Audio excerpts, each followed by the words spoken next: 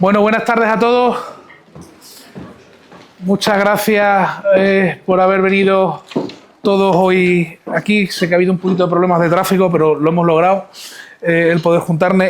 Para mí, como presidente del Gates Center, es un placer daros la bienvenida a todos y a todas. Y en concreto también quiero aprovechar especialmente para saludar al panel de ponentes tan especiales que tenemos hoy. En primer lugar, el presidente José Luis Rodríguez Zapatero, presidente de nuestro Consejo Asesor en el Gates Center. Nos acompaña también el secretario de Estado de Asuntos Exteriores, su director general. Y venimos precisamente hoy aquí para presentar una cosa que llevamos un tiempo trabajando, que es el índice del Consejo de Seguridad. A mí me gustan mucho los acrónimos y generar tradiciones. Yo creo que ICS hace un buen acrónimo que nos va a permitir darle una recurrencia precisamente a este índice, que es un poco la vocación que tenemos, ¿no? Al final lo que buscamos es aportar una mirada crítica y rigurosa y comparativa al funcionamiento de uno de los órganos clave, precisamente de uno de los órganos claves para la paz y la seguridad internacional, ¿no? Y en esta primera edición hemos tomado como objeto precisamente el estudio del conflicto entre Ucrania y Rusia, un desafío que ha marcado profundamente la agenda global en los últimos años.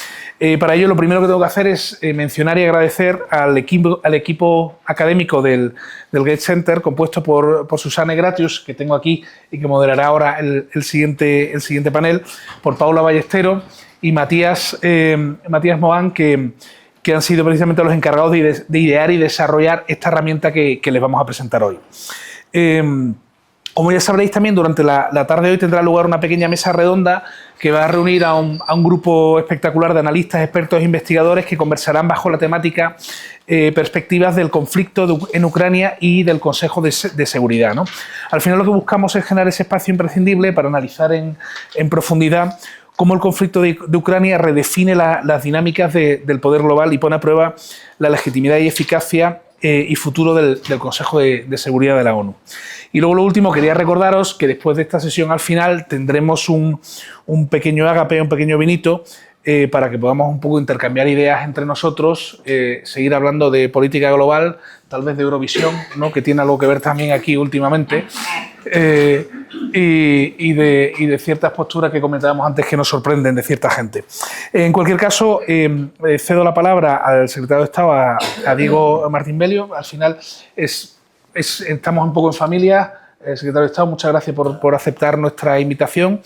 Y muchas gracias al Gates Center por invitarme hoy aquí. Estaba antes echando un vistazo al instrumento y hablando con la directora de Naciones Unidas, el instrumento, que me decía que está muy bien. He visto que es una primera versión preliminar y que es útil para ver las pautas de voto, ¿no?, que siempre son interesantes en el Consejo de Seguridad, para ver las evoluciones y las posiciones de los distintos estados, ¿no? Así, para hablar un poco generalmente, ¿no?, y yo creo que la situación actual, ¿no?, y aquí se habla de las perspectivas del conflicto en Ucrania, y el conflicto en Ucrania se inserta en una serie de tendencias mundiales, ¿no?, que ya datan de hace algún tiempo, se puede decir desde la crisis financiera de 2008, hace 10 años, en fin, hay distintos hitos. La primera invasión de Crimea en 2014, que nosotros hemos en la estrategia de acción exterior que el ministro Álvarez presentó el otro día a las Cortes, ¿no?, y que se adoptará en breve, identificamos como 3 desplazamientos de las reglas al poder, es decir, de un mundo en el que el sistema multilateral, la Carta de Naciones Unidas, el derecho internacional, evidentemente nunca ha sido respetado perfectamente, ni mucho menos, pero sí tenía un peso mucho más importante y no se producían las violaciones tan flagrantes que estamos viendo. Bueno, habéis mencionado Eurovisión, que entiendo que era en relación con Gaza, ¿no? Es un caso, y la guerra de Ucrania es el caso más flagrante de todos ellos, ¿no? Luego hay 2 desplazamientos que hoy nos ocupan menos, que es, digamos, de la eficiencia económica a la resiliencia. Está ligado al anterior, en un mundo en que hay un mayor peso de lo geopolítico. Lógicamente la economía se supedita a la política, en este caso a la política exterior, y esto lo vemos en las medidas que están adoptando distintas grandes potencias. Pueden ser los aranceles, restricciones a las exportaciones, las sanciones son un ejemplo que viene ya de largo, pero que está relacionado con eso. Y el tercero, este es más interno, ¿no?, y es el desplazamiento de como decía, de la confianza a la desconfianza de los países avanzados democráticos, ¿no? Y creo que, por ejemplo, las elecciones en Portugal el domingo son el último ejemplo, desgraciadamente no el único, de esa evolución. En cuanto a España, pues estas evoluciones son muy preocupantes para nosotros, creo que son preocupantes para todo el mundo, pero especialmente para España, que es una sociedad profundamente comprometida con los valores del multilateralismo, la paz, el derecho internacional. El Gobierno de España, por supuesto, también, y aquí tenemos un grandísimo exponente de ese compromiso en su labor como presidente y también después. Y la estrategia, digamos, que tiene una serie de 3 pilares, ¿no? Que no responden directamente a esos 3 desplazamientos. 2 yo creo que sí que están muy vinculados a lo que hablamos hoy aquí.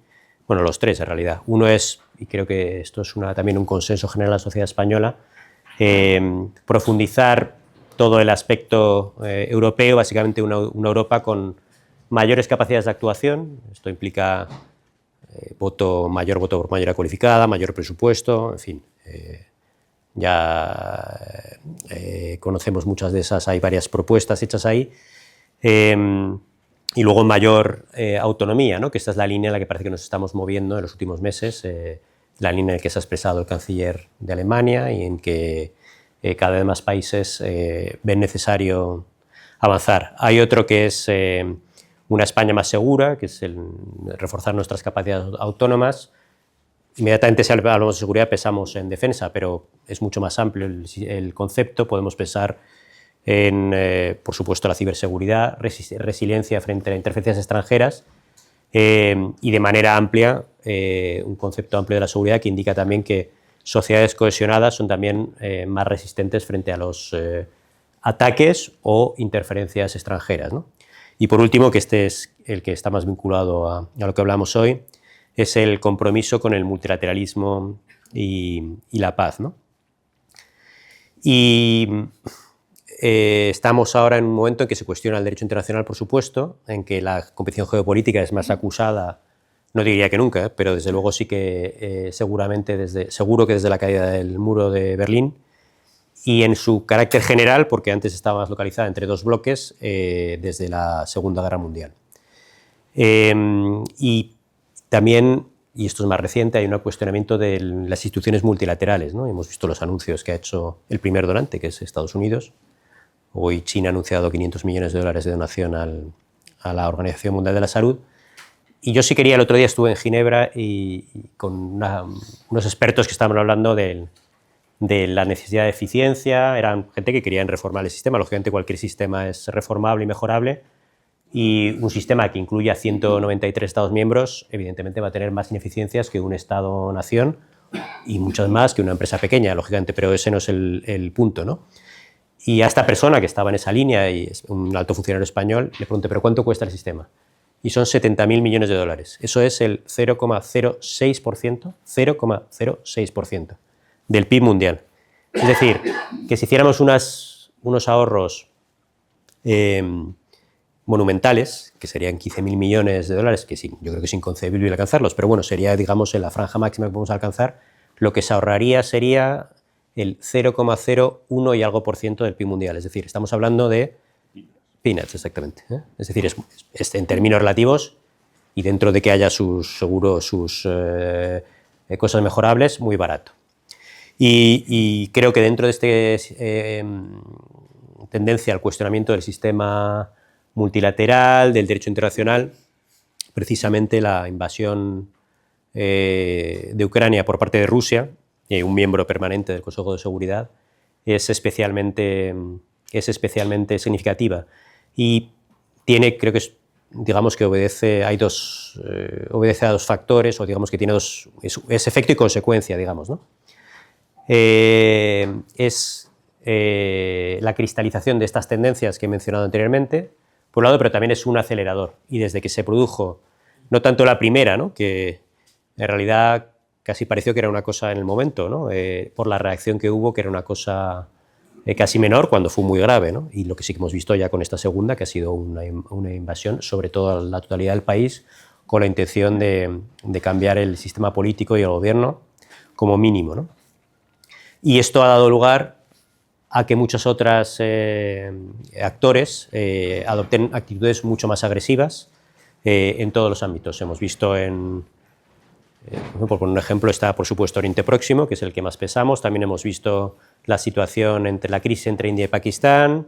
Hemos visto en el Congo una ofensiva sin precedentes durante años del M23, etcétera. Es decir, que todo esto forma parte de un conjunto. Y creo que en este contexto el mecanismo que habéis desarrollado aquí en el Gates Center es especialmente útil para identificar esas tendencias. El Consejo de Seguridad, bien es cierto que se ha visto prácticamente bloqueado en lo que respecta a Ucrania. También es verdad que ha abordado la cuestión 40 veces, lo que no ha llegado es a adoptar resoluciones por el veto ruso. No ha estado completamente paralizado y ha cumplido parcialmente sus funciones. Y la Asamblea General de Naciones Unidas sí que ha adoptado varias resoluciones condenando a Rusia, la última en febrero, si no recuerdo mal, en febrero de este año, y ha cumplido la labor, digamos, que no ha podido realizar en ese aspecto el Consejo de Seguridad. Se habla ahora de la reforma, ¿no? de la reforma de todo el sistema multilateral. Hemos hablado de los recortes, ¿no? Que ya he dicho son inevitables, dado que aparentemente hay menos financiación, pero que las críticas excesivas que se hacen al sistema no están justificadas. Y se habla de las reformas de las instituciones financieras, aquí no nos ocupa, reformas de Naciones Unidas, sobre todo, ¿no? Y aquí, en cuanto hay actores nuevos, evidentemente está China, está la India y otros actores en África que quieren estar mejor representados en el sistema multilateral y tienen toda la razón. Y España apoya la inclusividad porque la inclusividad es una condición de la eficiencia. Pero creo que también tenemos que pensar que la inclusividad, el objetivo de la institución no es la inclusividad es precisamente una condición de esa eficiencia. Y cualquier reforma tiene que verse supeditada a que la institución mantenga su eficacia. Y creo que el caso del Consejo de Seguridad es el más evidente porque se hablan de distintos países que podrían aspirar a ser miembros permanentes y cada uno de ellos obtiene un derecho de veto. Si el sistema está bloqueado con 5 miembros con veto, si tuviéramos 10, o no digamos ya 15, el bloqueo estaría absolutamente garantizado, ¿no? Entonces, yo creo que ese es el equilibrio entre una mayor inclusividad y mantener la eficiencia, y dentro, si tenemos que sopesar esos dos aspectos, tiene que pesar más la eficiencia que la inclusividad. Y ya volviendo a Ucrania, estos últimos semanas o meses hemos visto que ha habido esfuerzos importantes para avanzar hacia la paz. Avances quizás no haya habido tantos.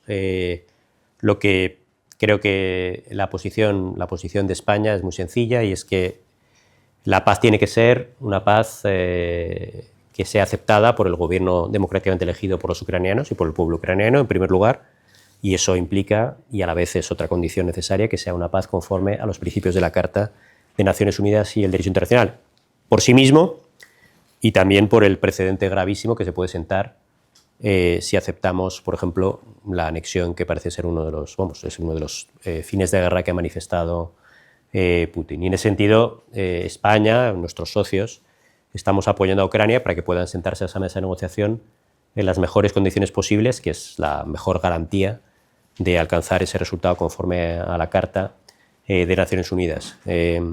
También hemos condenado los bombardeos rusos contra objetivos civiles.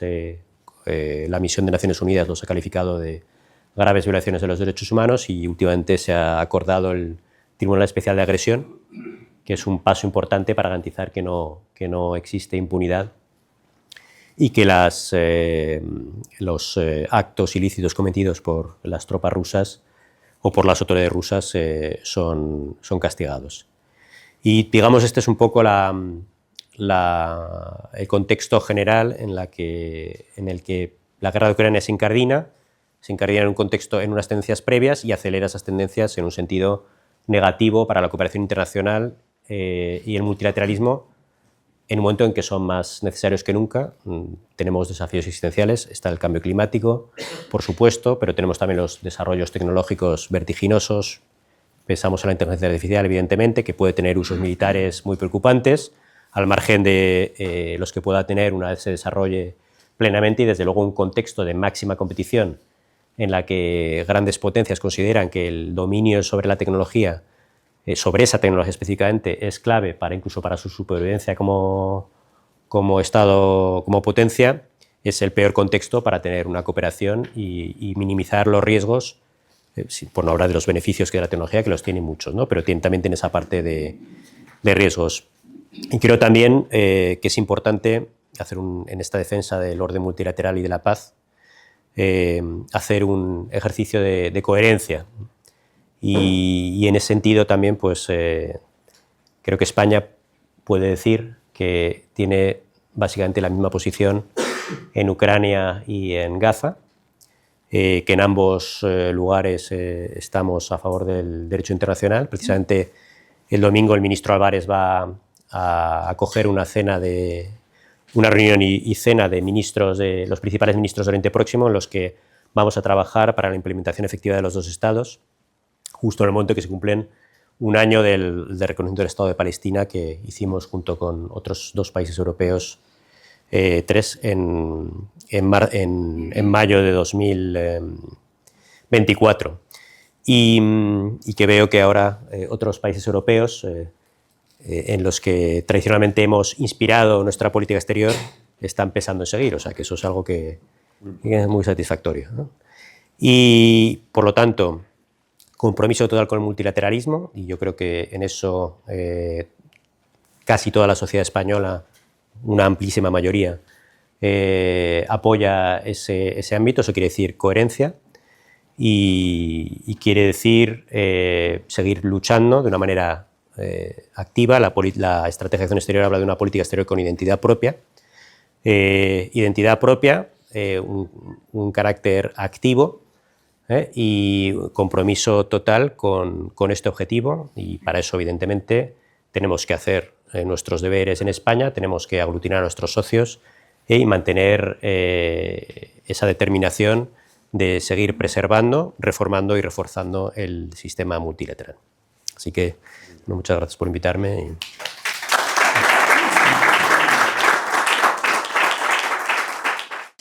A continuación nos va a hablar el presidente José Luis Rodríguez Zapatero del caso de Ucrania y el Consejo de Seguridad, un poco dando las perspectivas que también ya han traslucido un poco en la intervención del secretario de Estado. Y decir también que en el Gates Center hemos hecho el primer caso Ucrania, porque bueno, es un conflicto que nos implica directamente como europeos, aunque estamos lejos del conflicto, pero de cara al futuro nuestro segundo caso sería precisamente Gaza, ¿no? Que ha sido mencionado por el secretario de Estado. Así que doy la palabra al que también es presidente del Consejo Asesor del Gates Center. Creo que no necesita una presentación. Y le doy la palabra, presidente. Muy bien, muchas gracias, Susana. Siempre conviene recordar a los clásicos cuando afrontamos un diálogo de esta envergadura, de esta naturaleza en este momento histórico, ¿no? Decía Stefan Zweig, quizá una de las voces más autorizadas de lo que fue los peores momentos del siglo XX, que cada generación y cada nación tiene el deber de procurar la coexistencia pacífica en el mundo. Seguramente él estaba influido por el pensamiento de larga tradición ilustrada, cuyo máximo representante, hablando de las relaciones internacionales, cuya máxima autoridad y de la paz, es sin duda alguna Immanuel Kant. Conviene recordar también a Kant, cuando decía textualmente que el objetivo de toda política es la paz, sin la cual ningún otro objetivo es posible. Y celebro Estos días lo recordaba, celebro haber oído al Papa León XIV, recién elegido, en ese cónclave que a todos nos tuvo con una gran atención. Celebro que sus primeras palabras fueran en defensa de la paz, de una paz desarmante y desarmada, dijo. Y en su segunda homilía abogó porque nunca más la guerra. Y ese era el principio ético que Immanuel Kant estableció. Un deber racional, moral, de abandonar la guerra como un instrumento de las relaciones internacionales y de lo que supone las sociedades que teóricamente deberían ser civilizadas. Teóricamente civilizadas.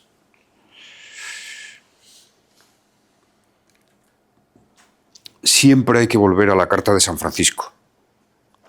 Nosotros, que somos, afortunadamente ya en este tiempo histórico en España, defensores de las leyes y de los estados de derecho, hay un Estado de Derecho internacional, hay una ley mundial, la hay, existe. Y los países que tenemos la suerte de poder vivir en el marco de un Estado de Derecho debemos ser los más defensores de ese Estado de Derecho. Esa ley internacional es ante todo la Carta de San Francisco, que en un momento de iluminación de la historia, seguramente porque veníamos de las peores tinieblas de la historia, que habían sido la Segunda Guerra Mundial, emana una ley internacional, la Carta de San Francisco, en el año 1945. Quedan pocas semanas para que se cumplan los 80 años de la Carta de San Francisco, con ese preámbulo tan poderoso, que dice: estamos aquí convocados, comprometidos, para liberar a las generaciones futuras del horror de la guerra. Si ahora pensáramos en una persona que nació en 1945, por tanto tuviera hoy 80 años, tenga 80 años, seguramente está viviendo el momento de más guerra, de más muertes por violencia y por guerra desde ese 1945. Y no es que no han pasado cosas en este tiempo. Vietnam, Corea, Balcanes, Irak, Afganistán, varias guerras en África, Libia. Pero este es el momento peor, desde hace 80 años. Solo este hecho debería de hacernos pensar en qué está pasando, ¿no? Y qué podemos hacer, que es lo más importante. ¿Qué puede hacer el mundo del pensamiento, la diplomacia, los gobiernos, las ONGs? ¿Por qué? Porque parece que iniciábamos el siglo XXI era un siglo, parecía, de esperanza, superador de las muchas calamidades del siglo XX. Arrancó con los objetivos del milenio. Por primera vez parecía que la gran agenda internacional iba a ser la superación de la pobreza, la lucha contra la miseria.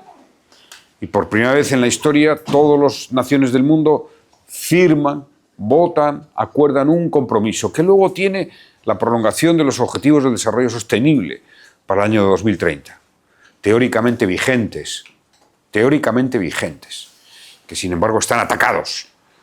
Están atacados por la guerra, están atacados por los desequilibrios geopolíticos y por esta especie de neoconservadurismo que ataca muchos de los fundamentos del espíritu global, que al final no es más que ese espíritu global, es la búsqueda de una comunidad política internacional, racional, en el que no todas las naciones sean, o su existencia y su futuro y su devenir dependa de la capacidad de conflictos que tengamos con los demás, sino todo lo contrario.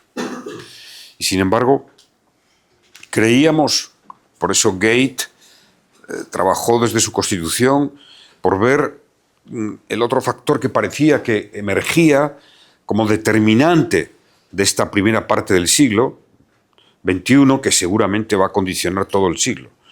Y era el reequilibrio geoeconómico que se estaba produciendo entre, digamos, Occidente y el Pacífico, o el sur global, en fin, los países emergentes, como queramos llamarle. Hicimos ese índice muy significativo de cómo bombeaba todos los temas que se estaban produciendo en el mundo de conflicto, de que Occidente perdía fuerza y lo ganaba especialmente, incluso ya se habla pasar del siglo XX, que era el siglo del Atlántico, al siglo XXI, que será el siglo del Pacífico. Lo describíamos así. Los datos son apabullantes, ¿no? Incluso por el protagonismo no solo de China, que sin duda alguna es el gran protagonista, y este desequilibrio, ¿no? Y ahora la evolución dramática, quizá por esos movimientos tectónicos tan profundos que está habiendo de cambio geopolítico y geoeconómico, siempre es determinante, nos lleva a sentir el deber de reivindicar Naciones Unidas, la ley internacional, el Consejo de Seguridad, como la única arquitectura que la civilización ha construido en defensa de esa coexistencia pacífica y de ese afán universal que es la paz. Por ello tiene un especial valor el que hagamos este estudio sobre el Consejo de Seguridad. Al final es el único órgano, la única institución internacional reconocida que está llamada legalmente a velar por la paz. No nos olvidemos. El Consejo de Seguridad tiene esa obligación, velar por la paz. Y en su caso es el único autorizado al uso de la fuerza. Parece que se nos ha olvidado todo esto, pero es necesario recordarlo y es necesario analizar, que es el objetivo, cuál es el comportamiento de los países, los distintos países en el Consejo de Seguridad y en la Asamblea General. Tenemos que ver la coherencia, tenemos que explicar y profundizar por qué es lo que falla, dónde está realmente el problema.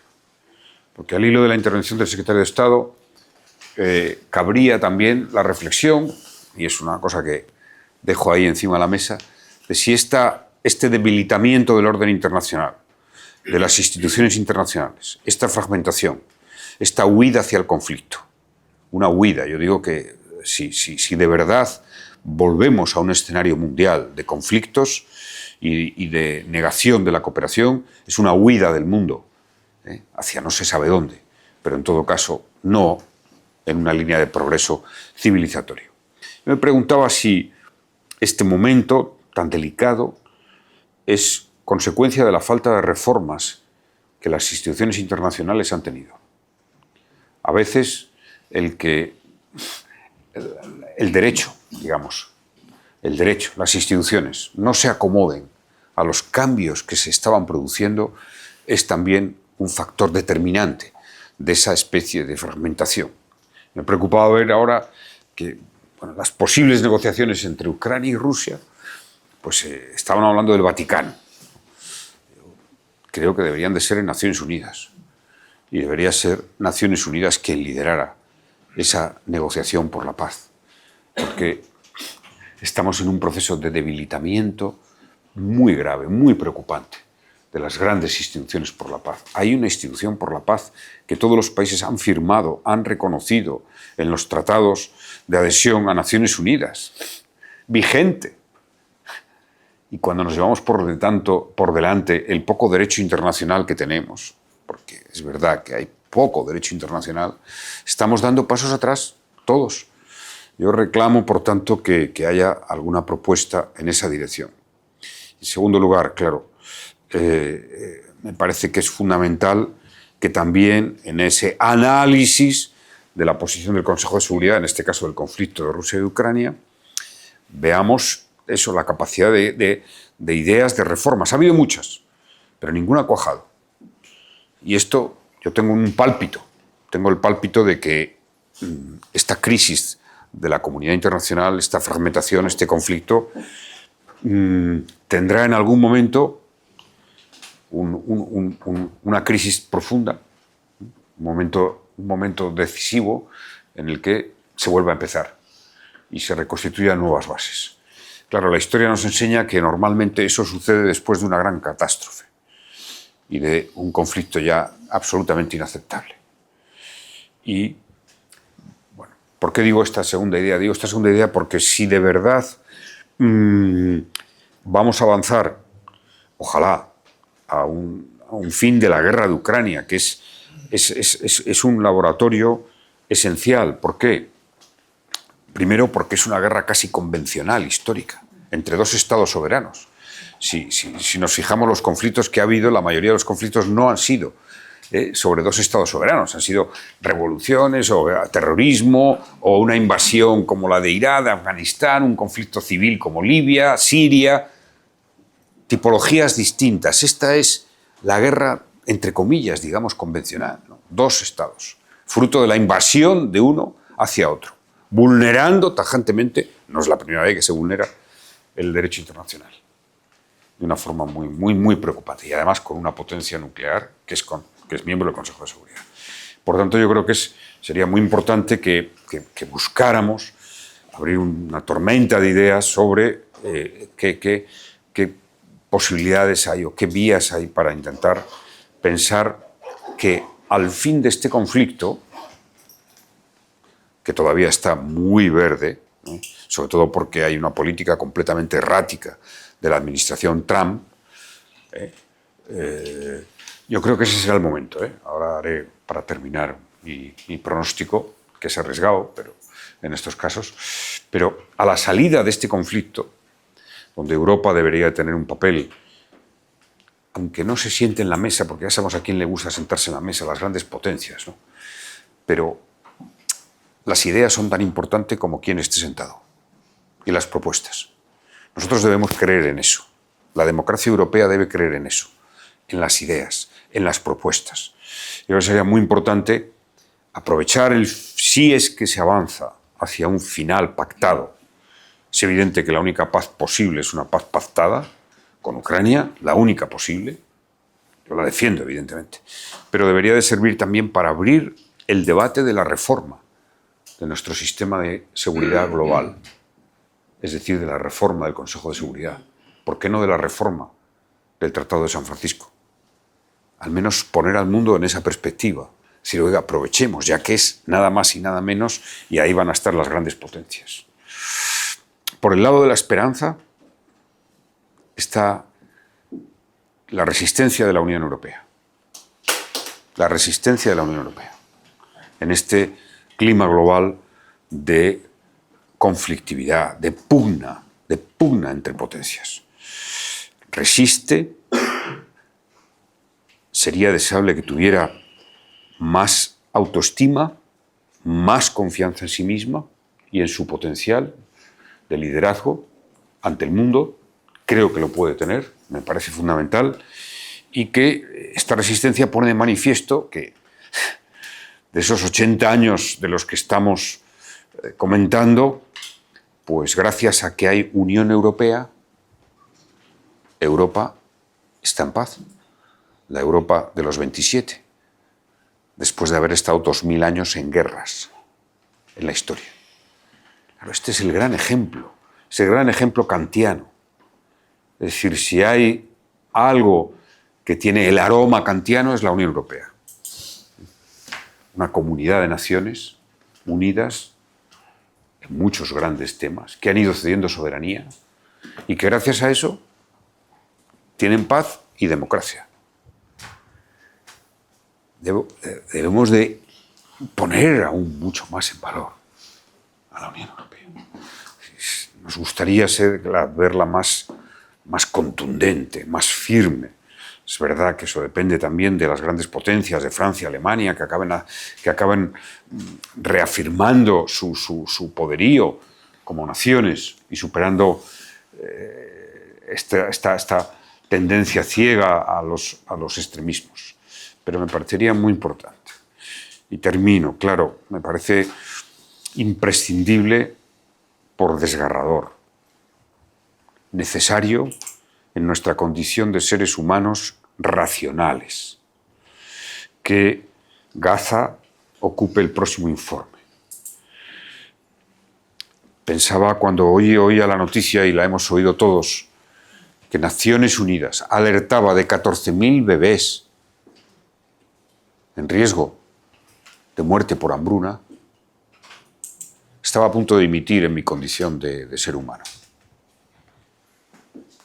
Y acariciaba la esperanza, digo, que se agilice la inteligencia artificial.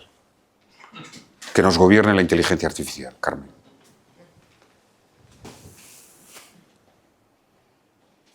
No puedo pensar de otra manera. No podemos pensar de otra manera. Después de ver la brutalidad, el ensañamiento, la insensibilidad, la falta de todo, de lo que estamos viendo en un país democrático que además tiene la historia que tiene.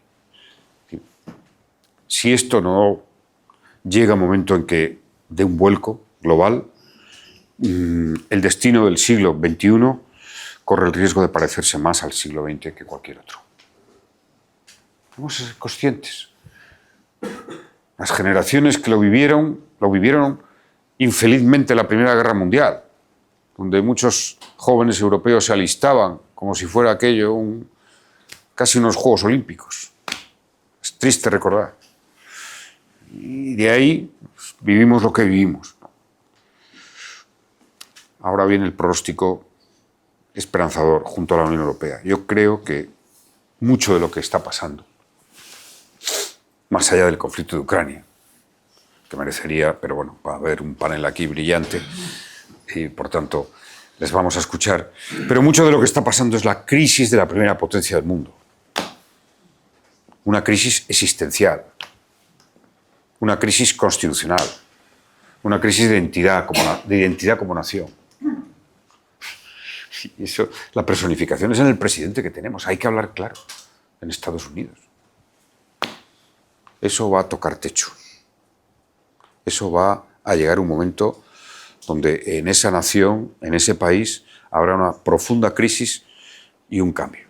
No creo que hasta que llegue ese momento, un nuevo liderazgo, no nos quedará más que contener, aguantar, resistir, preservar la Unión Europea. Alzar la voz. Por cierto, el secretario de Estado no está y por eso lo digo con más tranquilidad. Yo creo que podemos sentirnos muy, muy reconfortados con nosotros mismos de las posiciones que en los temas centrales ha mantenido el Gobierno de España en los conflictos internacionales. Han sido coherentes, respetuosas de la legalidad internacional, de la soberanía de los países. Estas páginas quedan ahí, muy importante para España, porque no duden que se abrirá el ciclo de que los liderazgos estarán del lado de las políticas multilateralistas, de las políticas de la racionalidad, de las políticas de la cooperación, de las políticas de las leyes internacionales. Y nuestro país tendrá en eso una reconocida autoridad. Por tanto, preparemos las ideas para reforzar el Consejo de Seguridad. Debatamos sobre las perspectivas.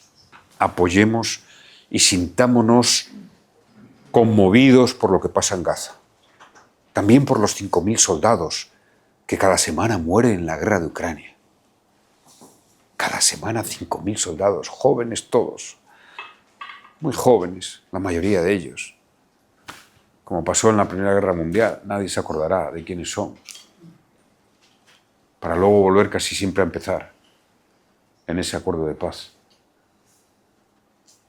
No podemos sentirnos orgullosos de la historia ni del momento. Y continuamos ahora con, muchísimas gracias, con la parte práctica, un poco más concreta. Hemos traducido también estas primeras ideas que nos presentó el presidente de hacer un índice, ¿no? Me acuerdo de eso y dimos muchas vueltas a qué tipo de índice queremos construir, porque hay índices de todo tipo, ¿no? la índice de la paz, de estados frágiles, bueno, hasta del bienestar y de la felicidad. Así que índices hay de sobra, ¿no?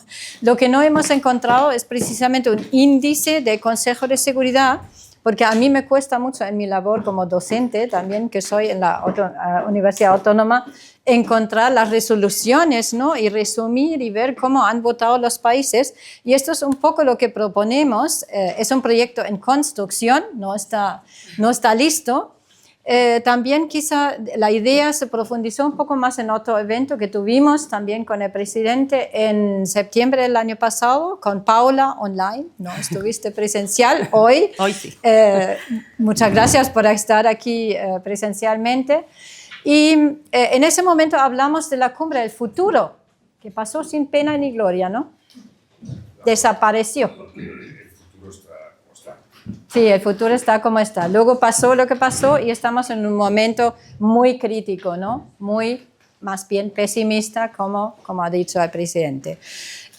Lo que queremos hacer en el Gates Center es un poco, ya tenemos 2 análisis de Paula Ballesteros, que es colaboradora del Gates Center, original de Argentina, está aquí de paso, colabora con nosotros desde hace mucho tiempo y ella ha hecho 2 publicaciones sobre el Consejo de Seguridad y las propuestas de reforma, ¿no? También recomiendo, haciendo un poco de publicidad, estas publicaciones y otras que tenemos, ¿no? Porque estamos todavía en esta fase de consolidación, ¿no? Un poco institucional. Sin más, pues doy la palabra a Paula Ballesteros, de profesión politóloga, ¿no? Tiene mucha experiencia en un amplio campo de la politología, de las relaciones internacionales, de la docencia, la investigación. Y bueno, que nos presentes un poco el resultado y a continuación hablará Matías Mongan, otro colaborador online, para dar la segunda parte. Adelante. Bueno, gracias, Paula. Susane. Gracias por estar aquí. Gracias, presidente, por la exposición. Gracias a los panelistas que nos van a acompañar, que van a profundizar sobre Ucrania. Así que yo me voy a tomar el atrevimiento simplemente de presentar el índice porque ustedes son los que más saben y somos muchos, así podemos aprovechar también el panel. Y bueno, también agradecer la presencia a los participantes y las participantes que están hoy con nosotros. Bueno, como dijo Susane, empezamos a pensar en este índice ya hace unos meses atrás, con todo el equipo académico de Gate, y un poco en diálogo con el presidente Zapatero, pensando de qué manera diseñar un índice sobre un tema que no esté abordado, porque el objetivo era también empezar a analizar un poco el comportamiento de los diferentes países en relación a diferentes conflictos que nosotros fuimos estableciendo su prioridad. En este caso, como dijimos, comenzamos con esta, le llamamos prueba piloto, porque es la primera experiencia que nosotros estamos implementando con un equipo que tenemos ahora que es pequeño, pero que esperamos se siga expandiendo para seguir investigando. Bueno, Matías Mongan es el otro colaborador de Gates Center que va a estar hablando en un rato desde Argentina, en este caso, así que va a estar desde la pantalla. Así que bueno, con este índice nosotros nos propusimos 2 objetivos principales, si se quiere. Por un lado, el objetivo era crear una herramienta para poder medir el comportamiento de los países en determinados conflictos.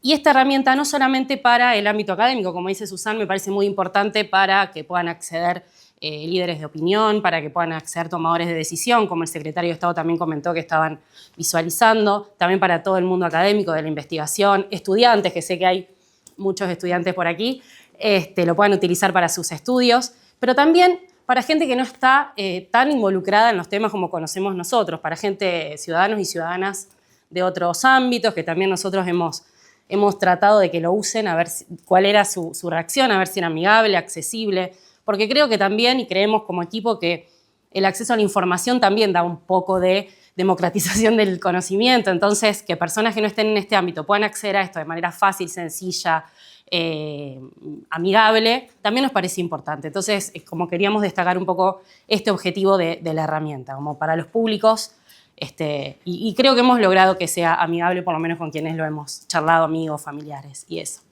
Y por otro lado, justamente la herramienta nos permite este objetivo, que es como el objetivo principal, que es poder empezar a trabajar sobre el comportamiento de los países a través de cómo se comportan en el Consejo de Seguridad.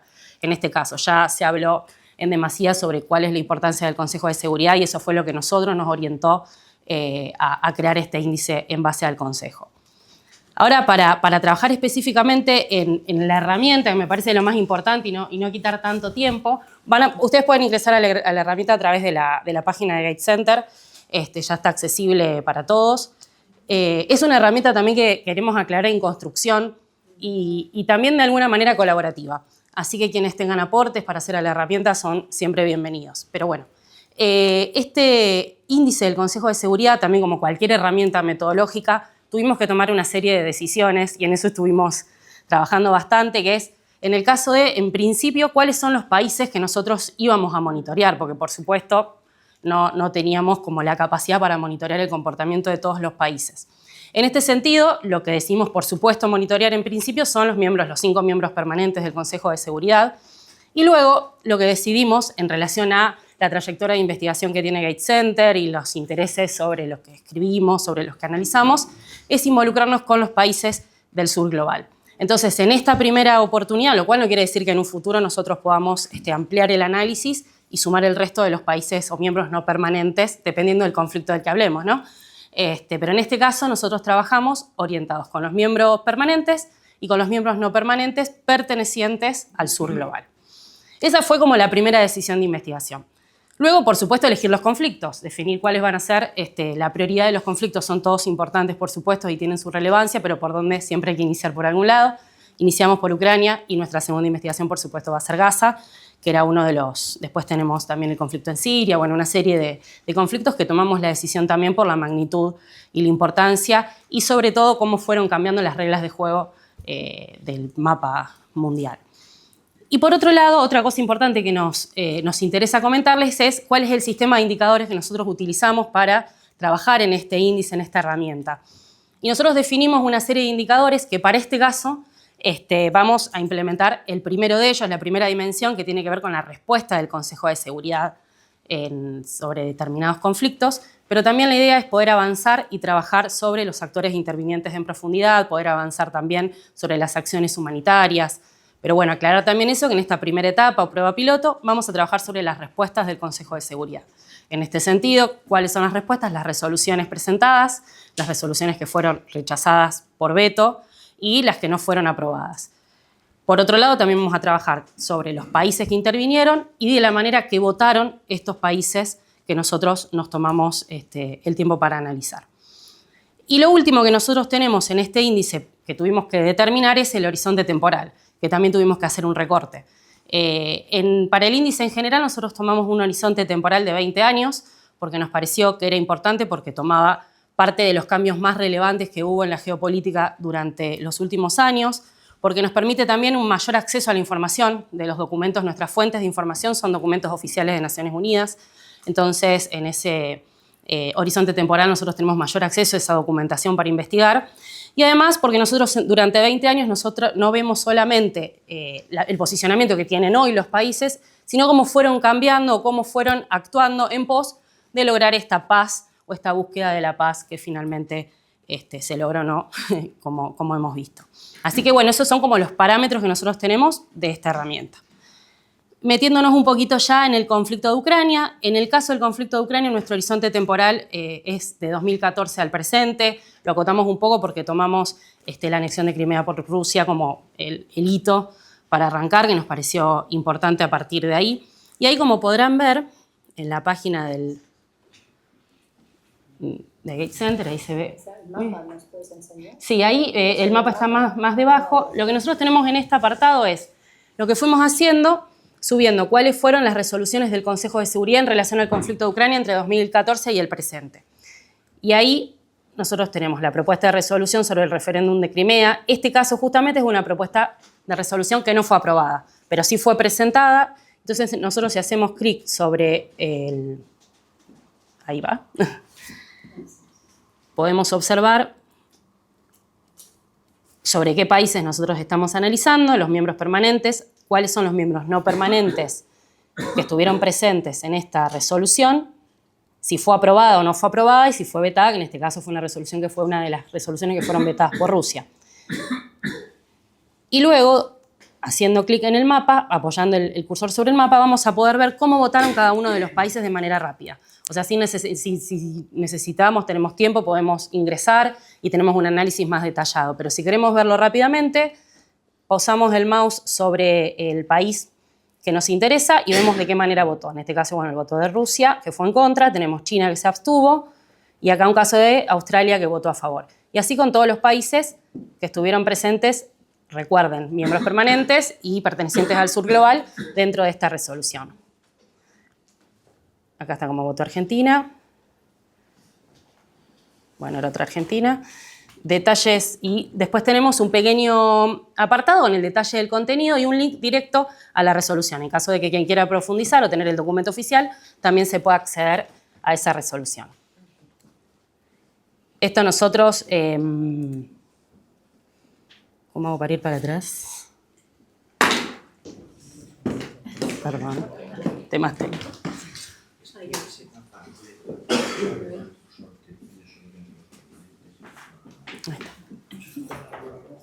Ahí va. No vamos a entrar en cada una de las resoluciones para no quitarles más tiempo, pero en cada una de las resoluciones nosotros hicimos exactamente lo mismo. Cada una tiene sus mapas, en cada una se puede pinchar sobre cada uno de los países y ver de qué manera votaron. Después tenemos un apartado, en el caso, por supuesto, como ya lo sabemos, como también comentó el presidente, en el caso específico del conflicto de Ucrania, nosotros incorporamos las resoluciones de la Asamblea General, que un poco de eso va a hablar Matías un poquito más en profundidad, por el rol que tomó la Asamblea, este rol inédito que tomó la Asamblea General sobre el conflicto de Ucrania. Entonces nos pareció importante que a partir de que se sancionó esa resolución que involucró a la Asamblea General, tomar también de qué manera votaron los países dentro de esas resoluciones. Por eso en este caso sumamos el comportamiento de la Asamblea General. Y después, si hacemos clic sobre cada una de esta sección, que es aprobadas, no aprobadas o bloqueadas por veto, tenemos otra manera de ver la información, de presentar la información, que es cuáles fueron las resoluciones que fueron aprobadas, tanto del Consejo de Seguridad como de la Asamblea, y cuáles fueron las resoluciones no aprobadas por veto, que como vimos, justamente fueron bloqueadas por Rusia. Aquí tenemos un detalle de los países a monitorear y aquí al final podemos observar el comportamiento de los países en las resoluciones del Consejo de Seguridad y de la Asamblea en general, ya en una presentación general, no detallada, sino cómo fueron comportándose todos los países.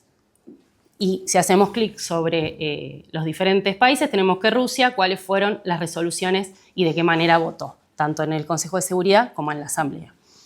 Por supuesto hay mucho más para meterse e investigar y trabajar, pero bueno, hoy es a modo de presentación. Aquí tenemos la explicación del espacio temporal, tenemos una línea de tiempo con los antecedentes del conflicto de Ucrania y un detalle de la investigación. Tenemos en primer lugar al director general Luis Fonseca. Yo lo había organizado de tal forma que tenemos un minuto, a ver si es posible. ¿Un minuto? ¿Un minuto para cada uno? No, un minuto inicial y luego contestando las preguntas que he formulado a cada uno. Pero empezamos como un poco televisivo, que cada uno presente un minuto, no 5, porque no nos va a dar tiempo. No, para que sean 5. Ya he consumido 12, así que os pido simplemente una primera propuesta, una primera idea de lanzar aquí al público y luego quizá también podemos permitir algunas preguntas del público. ¿Sí? Muy bien. Bueno, pues gastaré 5 segundos en dar las gracias por la invitación y por la oportunidad y también pues hacerme eco de lo que se ha dicho hasta ahora aquí sobre los retos a los que está enfrentado el sistema multilateral y el sistema basado en el derecho internacional. Los diplomáticos hemos tenido que volver a aprender el lenguaje de los conflictos bélicos y de la guerra, ¿no? A principios del siglo pensábamos que todo iba a ser globalización, negocios internacionales, multilateralismo. Hemos tenido que rescatar los viejos manuales, lamentablemente, ¿no? para dar sentido a lo que vemos en el campo de batalla, pero también en las mesas de negociación. La situación en la guerra, creo que en el frente bélico no es donde está ahora la atención fundamentalmente. Ahí hay avances rusos, pero de algún modo Ucrania, con ayuda de sus aliados, consigue mantener el frente más o menos en el mismo lugar. Está por ver si esa capacidad se va a prolongar hasta final de año, con los recursos que tiene, con los recursos que estamos poniendo a su disposición. La atención se centra más bien en las mesas de negociación, en las iniciativas que han proliferado desde principios de año con la llegada de la nueva administración Trump y con lo que aparecía a principio claramente un alineamiento con las tesis rusas sobre el origen de la guerra y por tanto también la salida a la guerra. En el caso de Trump, con una gran urgencia por poner fin a la violencia y lo que la violencia supone en términos de coste de vidas, pero también coste económico. Es un marco de interpretación de la realidad. Y sin embargo, en las últimas semanas lo que hemos visto pues, ha sido un reequilibrio hacia posiciones más comprensivas con la postura ucraniana y las necesidades ucranianas de una paz que sea duradera, que sea justa y que no se convierta simplemente en una pausa temporal que permita redoblar la ofensiva por parte de Rusia. Creo que llevo ya 3 minutos, así que sí, sigo después. Muchísimas gracias por la brevedad. Luego tenemos ocasión de profundizar un poco. Sofía Cánovas, muchas gracias por estar aquí. Gracias especialmente porque viene de Barcelona y bueno, gracias a Paula por indirectamente haberla invitado. Sí, gracias a Paula por identificarme el otro día. Gracias al Gates Center por este estupendo panel y mesa redonda. Gracias al presidente porque ha sido un creyente de Naciones Unidas y es verdad que él, de hecho, ha sido uno de los que ha creído más en la importancia de presencia de españoles en Naciones Unidas y el rol de Naciones Unidas para la paz. Muy importante lo que se ha dicho de las resoluciones del Consejo de Seguridad, como está Rusia como miembro permanente.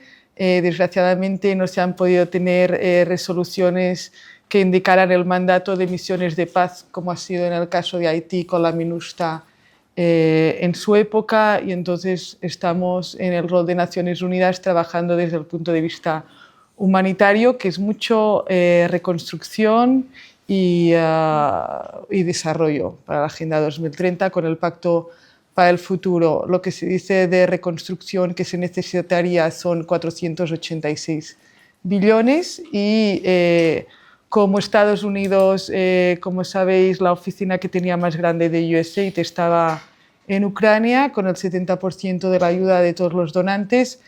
Pues eso también ha impactado en la respuesta humanitaria, que se ha tenido que reducir de 2,8 billones a 1,75, lamentablemente solo dando soporte a lo más esencial de supervivencia. Entonces luego me centraré en la pregunta, que es muy interesante, pero bueno, yo creo que esto es más... Bueno, muchísimas gracias, Sofía Cánovas. Carlos. Sí, a ver, muy brevemente, en relación con Ucrania y la ONU, yo creo que la ONU realmente pues, no está funcionando para su misión de garantizar la paz, el Consejo de Seguridad, y por tanto, para lo principal que debe hacer, pues no funciona porque está bloqueado y eso es obvio, ¿no? Y en la Asamblea General y otros órganos pues adoptan decisiones, resoluciones, pero bueno, sobre cosas colaterales o débiles, ¿no? Porque incluso al principio de la agresión rusa, la decisión de la Asamblea General o la resolución pues costó mucho, salió 142 o por ahí votos a favor, pero ese consenso inicial se disolvió un poquito y de alguna manera es Occidente contra el resto los que han mantenido la posición, ¿no? Es decir, que la propia Asamblea General y el sur global, pues, en fin, Rusia está menos sola de lo que parece cuando lo vemos desde Europa, ¿no? Me parece, ¿no?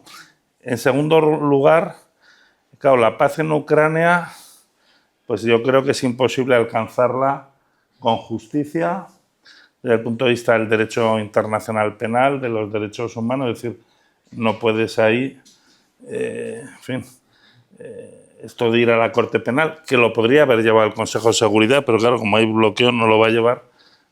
La responsabilidad de Putin o por los crímenes, pues eso es una cuestión. Otra cuestión es si se puede hacer un tratado, un acuerdo contrario al derecho internacional y si eso puede valer, ¿no? Pues es obvio que no. Con lo cual, todo es previsible que si hay una paz, que yo no preveo ahora, tal y como están las negociaciones, ¿no? Porque en definitiva yo creo que Rusia ve que va ganando la guerra y por mucho que diga Europa que va a sancionar, pues eso querrá ganar más terreno antes de llegar a una paz, me imagino, ¿no?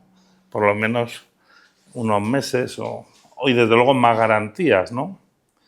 De que lo que haga o de que se alto el fuego, con lo cual es muy difícil que haya una paz y luego también Rusia es consciente de que Europa no tiene, puede tener dinero, puede tener armas, pero no tiene capacidad humana para llevar una guerra, ¿no? En términos de muertos, ¿no? De soldados, de infantería, de 5.000 muertos semanales. El día que se le acabe la gente a los ucranianos, a ver quién pone los soldados. ¿Hay algún Estado dispuesto a esto, no? Pues yo creo que no, ¿no? O sea, no, eso no. Meterse también de verdad en una guerra tampoco están dispuestos los Estados. Y tampoco sería deseable, con lo cual, y eso Rusia, por mucho que por tanto, y eso como Putin es como es, en fin, pues es difícil, ¿no? Bien, por tanto, el tema de Ucrania o quedará en un alto el fuego, me imagino, como ha quedado pues Chipre o Corea del Norte, y luego con el tiempo pues se podrá ver qué se hace, ¿no? Vamos, yo no sé cómo quedará, pero es difícil que eso hagamos un tratado, porque es todo ilegal, ¿no? O sea, si hacemos lo que quiere Putin, vencer a Putin también lo veo, a Rusia lo veo también, porque tiene el botón nuclear a la hora de la verdad, con lo cual yo lo veo difícil. Y ya para acabar, una cosa es esta guerra de Ucrania, pero hay 170 conflictos abiertos ahora mismo, ¿no? Que me parece que nunca ha habido tantos, ¿no? Como se ha señalado, ¿no? Con lo cual, ¿cómo restaurar un sistema internacional roto de seguridad regional y colectiva? Pues eso se necesita un consenso mundial, ¿no? Porque y se necesita también incluir un poco a Rusia mismo y a Estados Unidos, en fin, a los 5 permanentes y también incluir a lo mejor a otros. Es verdad que, como ha dicho el secretario de Estado, pues no se puede incluir a todo el mundo, ¿no? Bueno, me callo ya. Muchas gracias. Muchísimas gracias. Lorena. Muchas gracias por la invitación, Susan, presidente. Yo, bueno, arrancaría con 2 ideas. Una es que el sistema de seguridad colectiva o el concepto de seguridad colectiva que justamente está diseñado para este tipo de conflicto, en donde un Estado agrede a otro, estamos viendo que no está funcionando. Y una de las críticas que se hacían, vamos, desde que se creó la Liga de las Naciones, ¿no? Ya no en Naciones Unidas, es qué pasa cuando el agresor es una gran potencia. Ese es uno de los grandes debilidades de ese sistema. Y justamente por eso las grandes potencias tienen el veto en el Consejo de Seguridad cuando se crea el Consejo, bueno, la Carta de Naciones Unidas.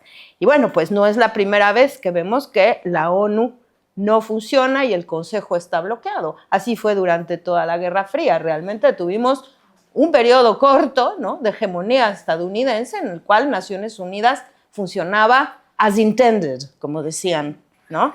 Como estaba pensado. Ahora, ¿en qué conflictos se involucraba? En conflictos esencialmente en África, ¿no? Y entonces teníamos realmente un gobierno de las grandes potencias, como el concierto europeo del siglo XIX.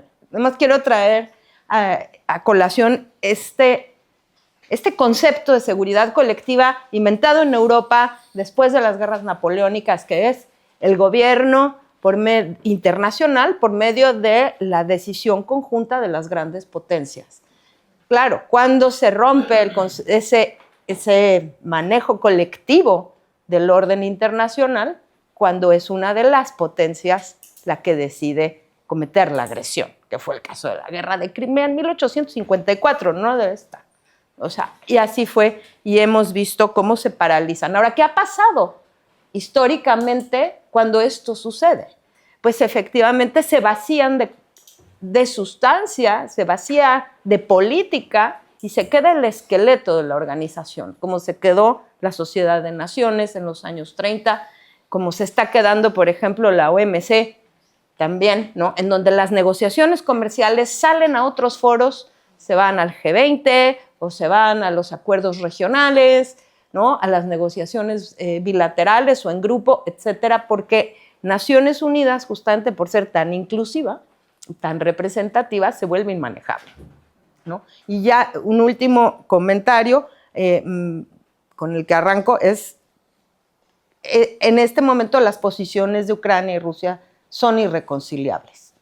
No es posible darle gusto a unos y a otros. La cuestión es hasta dónde estarían dispuestos a ceder. Y eso tampoco existe un mapa ahora más o menos claro de qué podría ser para llegar a un punto medio. Gracias. Muchas gracias, Ignacio. Muchísimas gracias, Susana, y buenas tardes a todos. Como no esperaba esta primera intervención muy corta y luego hablaré más de la Unión Europea, bueno, voy a intentar ser un poco evocador, a ver si lo consigo en 2 minutos, ¿no? Y además conectándolo con lo que se ha dicho ya y sobre todo con lo que acaba de decir Lorena, pero también con lo que ha dicho el presidente sobre la Carta de San Francisco de 1945. Hace un año estaba yo invitado en Washington y no había estado nunca en Dumbarton Oaks. No sé si alguno de los aquí presentes lo conoce. Si van a Washington, a Georgetown, muy cerca de la universidad, es una visita muy recomendable y muy emocionante.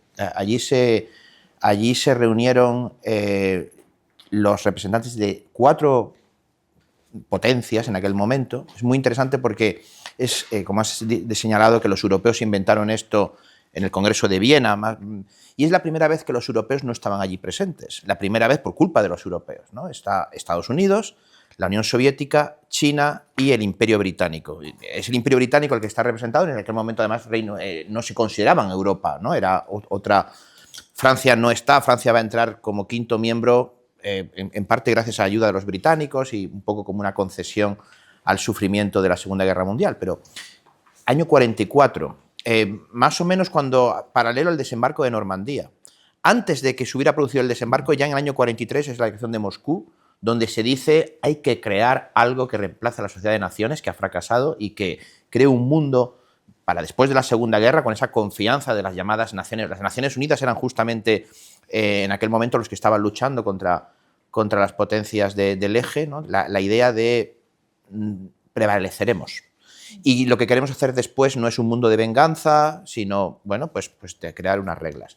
No obstante, como el ser humano es como es, no hubo una magnanimidad completa. Claramente, estos que han dicho vamos a poner las reglas, nos vamos a crear un derecho de veto. Y además no vamos a dejar que, para empezar, Japón o Alemania estén en esa organización. O sea que como toda obra humana tiene ese elemento de magnanimidad y también un poco de miseria. Pero es muy interesante, en ese momento Europa no está, es por primera vez en muchos siglos, por lo menos desde el siglo XV, donde Europa no es el centro. Es muy justo en ese momento, en Dumbarton Oaks, año 44.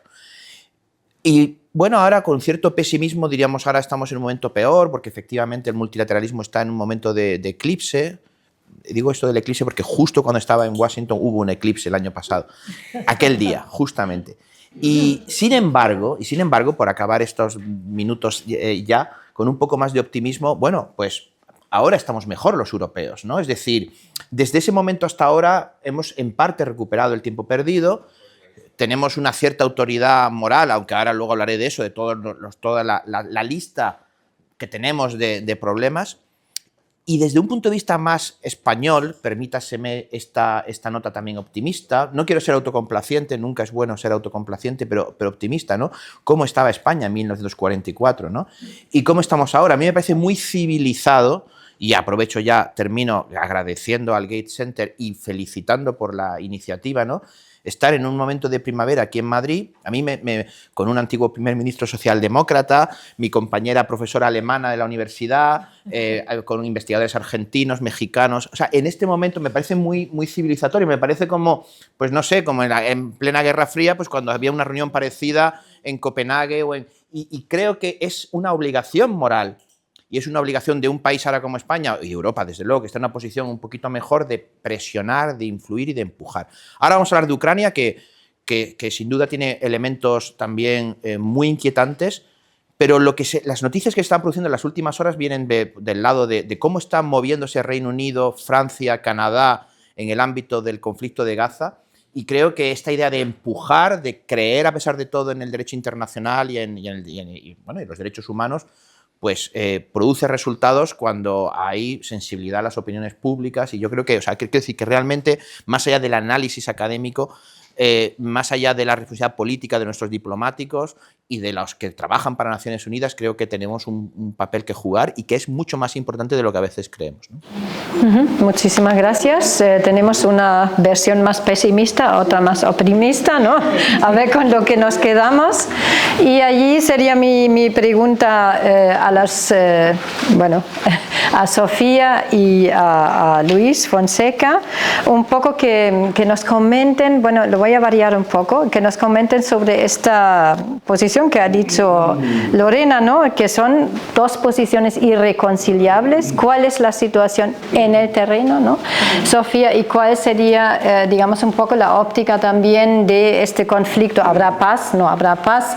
Desde una perspectiva más española, ¿no? Ya escuchamos al secretario de Estado, pero quizá tú que estás en el día a día nos puedes contar un poco más. Quizá escuchamos primero Sofía, porque tú estás allí. Sí, yo soy muy optimista, si no, no estaría ahí. Pero sí, tal y como ha dicho el presidente, hay 5.000 muertes de militares por semana. Desde la perspectiva de género, ya se sabe que con la ley marcial los hombres no pueden salir del país y de hecho tienen que ir a la guerra, y si no están estigmatizados. Esto también afecta a la política y al desgaste del país. Es importante decir que desde el punto de Naciones Unidas el análisis político suele ser previo al 2014, del 2014 al 2022 y después del 2022. Ha cambiado mucho, empezando, bueno, desde el 2014 al 2021 hubo 3.400 muertos y después del 2022, según el Alto Comisariado de Derechos Humanos, 12.500 muertes civiles. Luego, empezando desde esta perspectiva, siempre se analiza el punto de vista de política exterior. Antes de la anexión a Crimea, solo un 4% pensaba en unirse a la OTAN. Ahora es el 90% desde el 2022. Lo mismo con la Unión Europea, de hecho, esta tendencia ha cambiado. Y luego hay mucha diferencia entre el este y el oeste de Ucrania. El este de Ucrania, bueno, ya sabéis que la ocupación, los territorios ocupados transitoriamente son el 20%, parte de Zaporizhia, Luhansk, Kherson, Kharkiv.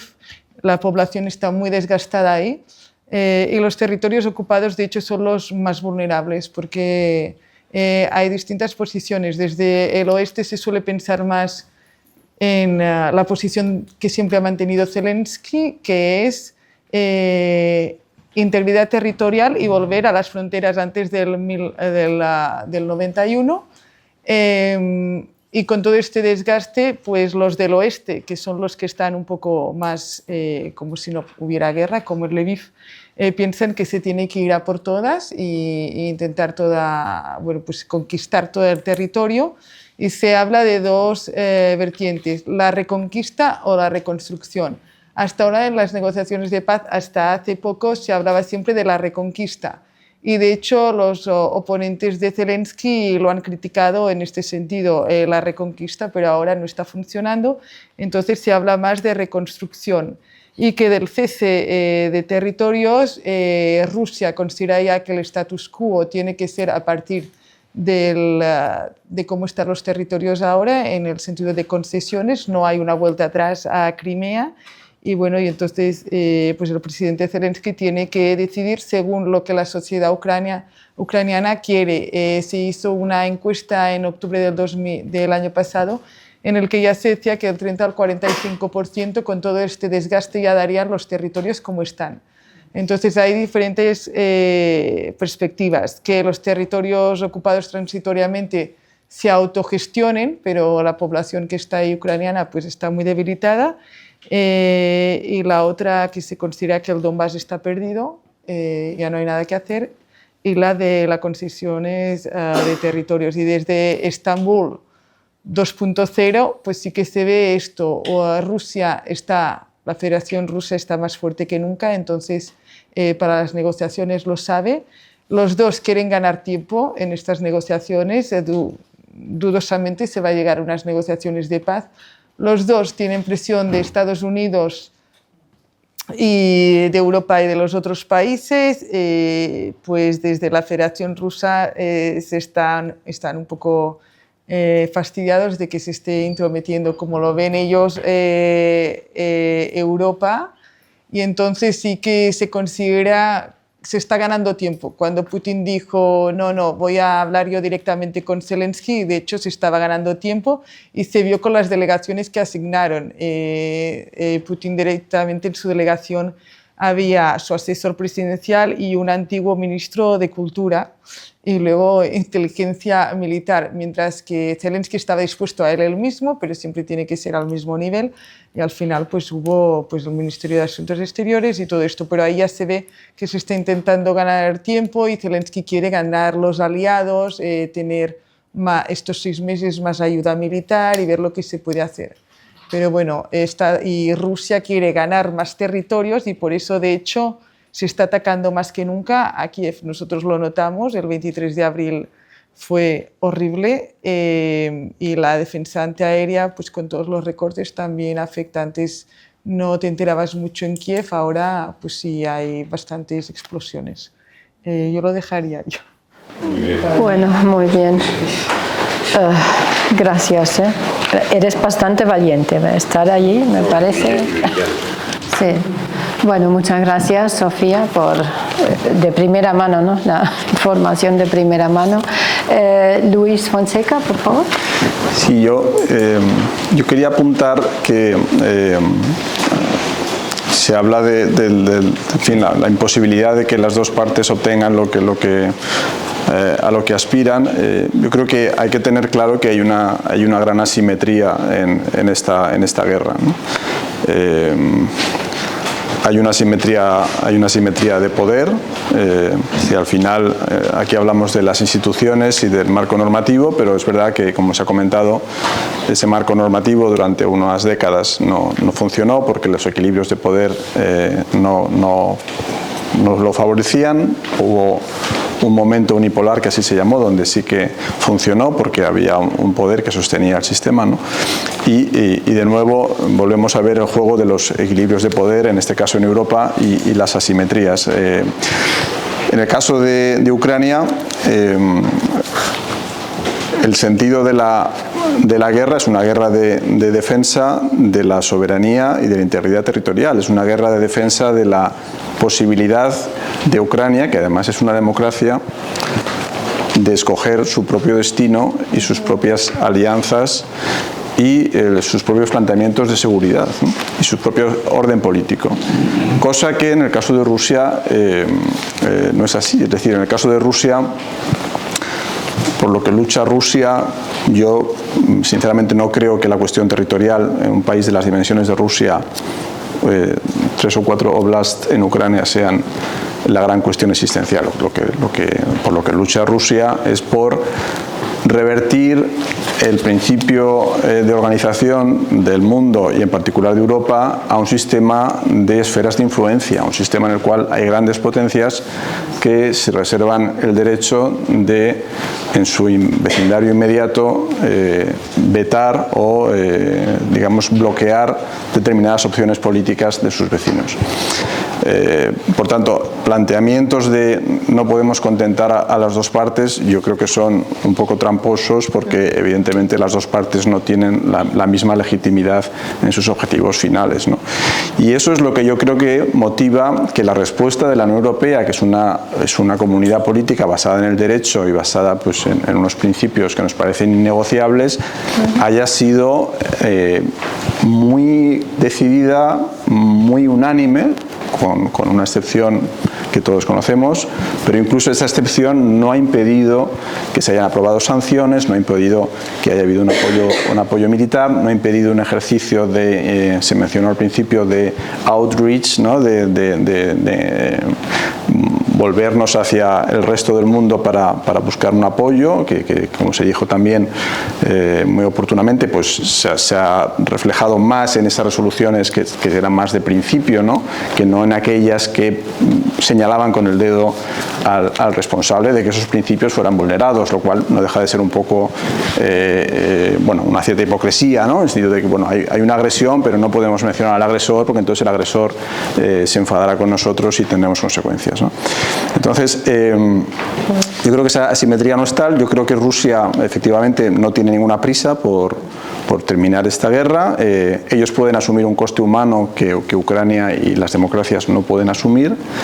Y de ahí el sentido, yo creo, de que las democracias y los europeos que creemos en el derecho nos apoyemos mutuamente. No tenemos las mismas condiciones de partida, no podemos asumir el coste de esa guerra de la misma manera y precisamente por eso es tan importante que los europeos estemos en esa mesa y es tan importante que Estados Unidos, con todas las pegas que le veamos ahora, siga implicado en la solución de Ucrania. Si no lo hace, verdaderamente Europa va a tener que hacer más, pero está por ver si vamos a ser capaces de hacerlo. Yo creo que sí, yo creo que la correlación de fuerzas, no nos olvidemos, la Unión Europea, la economía de la Unión Europea es 10 veces la economía de Rusia, es decir, no perdamos de vista nuestras fortalezas, pero bueno, evidentemente estamos mejor con Estados Unidos que sin ellos en esto, ¿no? Bueno, muchas gracias, Luis, por este panorama. Vamos al derecho internacional público, ¿no? ¿Qué podemos aprender del caso de Ucrania, ¿no? ¿Qué lecciones nos ofrece, ¿no? Para el derecho internacional? Que se puede invadir un país sin ningún tipo de sanción, ¿no? Sanciones desde la Unión Europea, pero no desde Naciones Unidas, ¿no? Que nos expliques un poco qué significa, brevemente. Bueno, yo me he apuntado a la pregunta que me hiciste que era otra. Sí, bueno, sí. Bueno, es más o menos lo mismo, ¿no? ¿Qué retos actuales, ¿no? Sí, plantea para el derecho internacional? Sí, exacto. Porque lo que has planteado es más amplio y más difícil. Bueno, lo más fácil. Hombre, el derecho internacional puede ir para adelante y para atrás, ¿no? Decía Kelsen que tiene una función mínima que es establecer el ámbito de validez de los ordenamientos del Estado. Es decir, aunque no valga para nada, vale para decir el derecho español acaba en los Pirineos y aquí y allá, y eso decía, lo tiene que establecer un orden que no es el español, sino un orden común a todos los estados. Claro, esa era la función mínima. Claro, el derecho internacional pues hace muchas más cosas, ¿no? Desde hace un siglo y pico, sobre todo desde la ONU, pero bueno, también es verdad que puede ir hacia atrás y hacer menos cosas. Pero bueno, yo no voy a entrar en ese debate porque es complicado. Yo creo que todavía existe el derecho internacional, aunque esté degradado, ¿no? Pero bueno, los retos que yo me he apuntado un poco al hilo de esto, en primer lugar, ya se ha hablado de la reforma de la Carta, artículos 108-109. Para hacer eso es como la Constitución española. Necesitas un consenso básico, si no, pues puede haber muchos modelos, muchos tal, pero no se va a avanzar y eso lo tienen que hacer las grandes potencias actuales e incorporar, pues desde luego algún africano, ¿no? Porque es el único continente que no tiene, ¿no? Y a lo mejor pues algún otro más, ¿no? Y América Latina, sí, en fin, eso ya no me voy a meter en quién porque lo piden mucho, ¿no? Desde el punto de vista, otro reto, el tema de hacer un tratado que no sea nulo, un tratado de paz, que no sea contrario a los artículos 52, 53, Convenio de Viena de Derecho de los Tratados, que considera nulo cualquier tratado obtenido por coacción sobre el Estado o que se oponga a una norma imperativa de derecho internacional, como sería ceder territorios después de una agresión, ¿no? Entonces, ¿cómo haces que eso lo limpias luego si pasa, ¿no? Es difícil, ¿no? Tercero, los estados terceros, es decir, todos los estados de la comunidad internacional tendrían o tienen en teoría, según la Comisión, según el derecho a la responsabilidad internacional, la obligación de no reconocer como lícita la consecuencia derivada de la violación de una norma imperativa. Es decir, no puede reconocer a un Estado creado después de una agresión, ni a una modificación, ¿no? O sea, eso ya es una obligación de los otros Estados. Claro, eso complica las cosas también jurídicamente, pero bueno. Otro tema, pudiéramos decir, jurídico es el tema del principio de legalidad versus principio de efectividad y tiempo. Es decir, al final, aunque algo sea ilegal, si pasa mucho tiempo, como pasa con Kosovo, ¿no?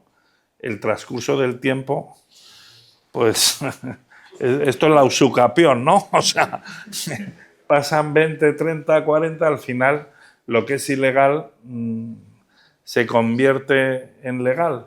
Principio de efectividad es un principio en el derecho internacional.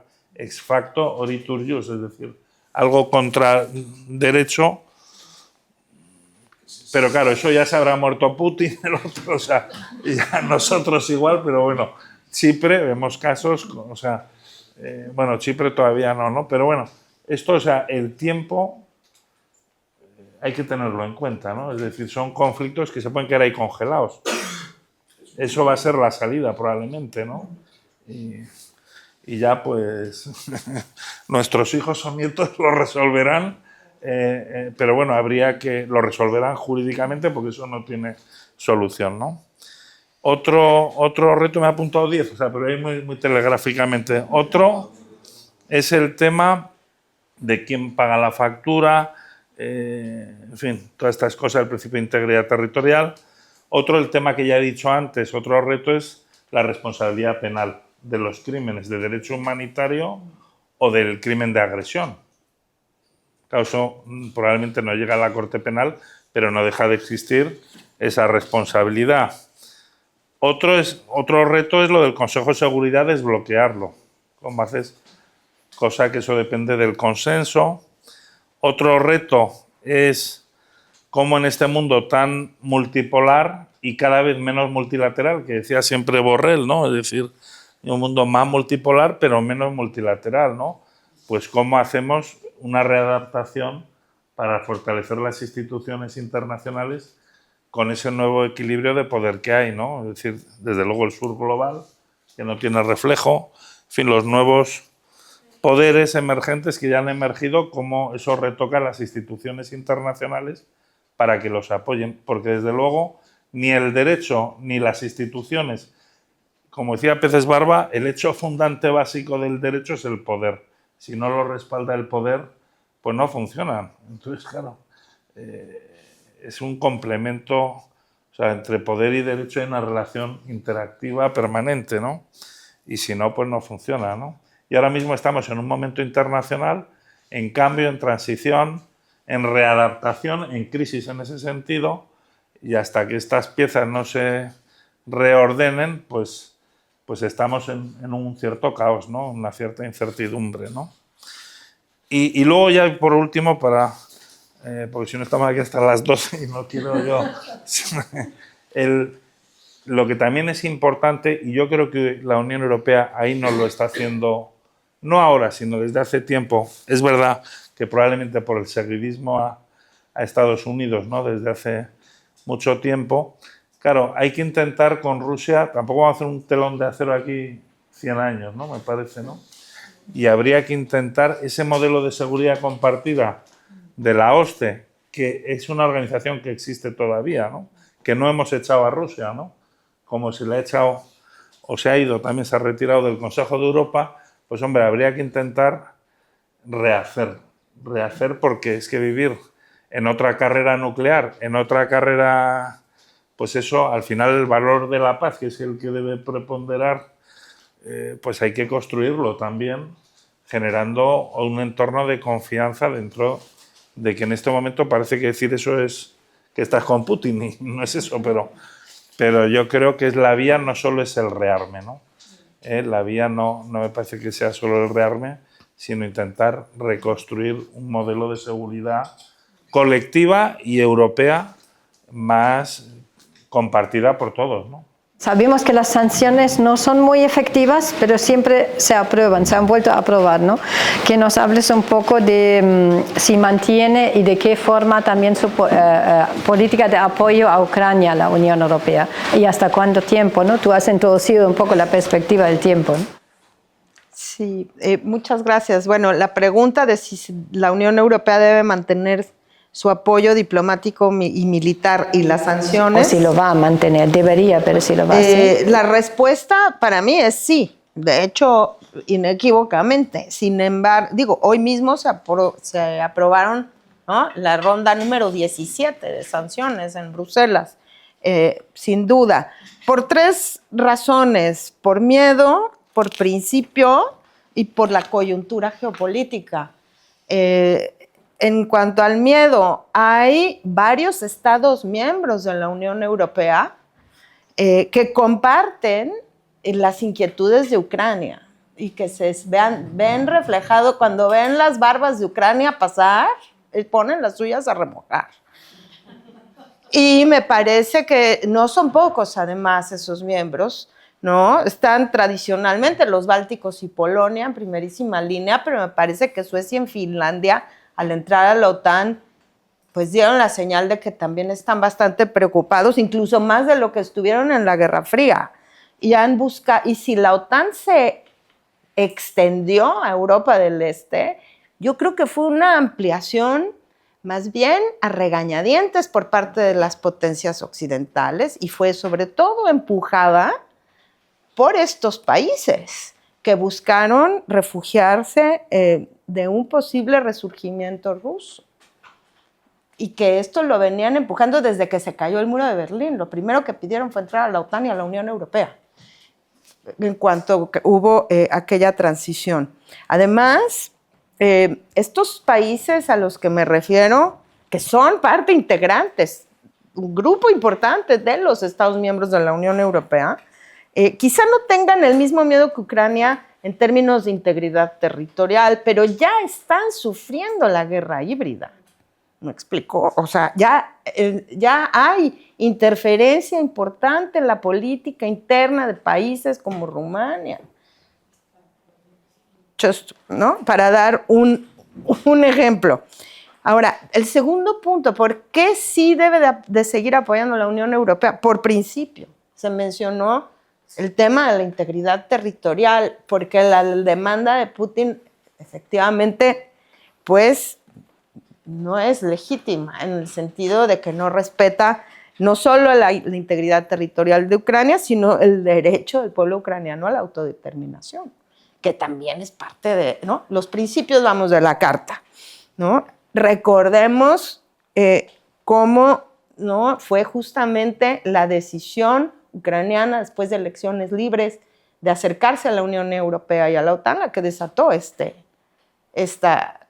la ira de Putin, ¿no? Y fue un acuerdo de asociación con la Unión Europea, porque ni siquiera se estaba negociando el ingreso a la OTAN, lo que llevó a la primera reacción más virulenta con la anexión de Crimea. Entonces ahí hay el derecho de Ucrania a decidir cómo se gobierna y cuál sería su alineamiento internacional. Es un principio que la Unión Europea no puede dejar de lado. Y en tercer lugar, por la coyuntura geopolítica. Estados Unidos se está alejando de Europa y como dicen en mi pueblo, es un chivo en cristalería. Está rompiendo todo, ¿no?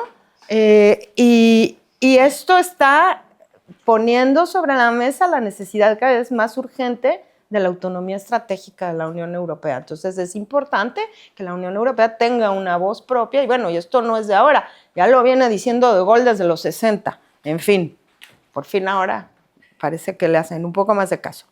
Esa autonomía estratégica es más necesaria que nunca, porque pues saber cuánto dura Estados Unidos así, y no sé si vamos a regresar al estado anterior, una vez que se vaya Trump, sí se va.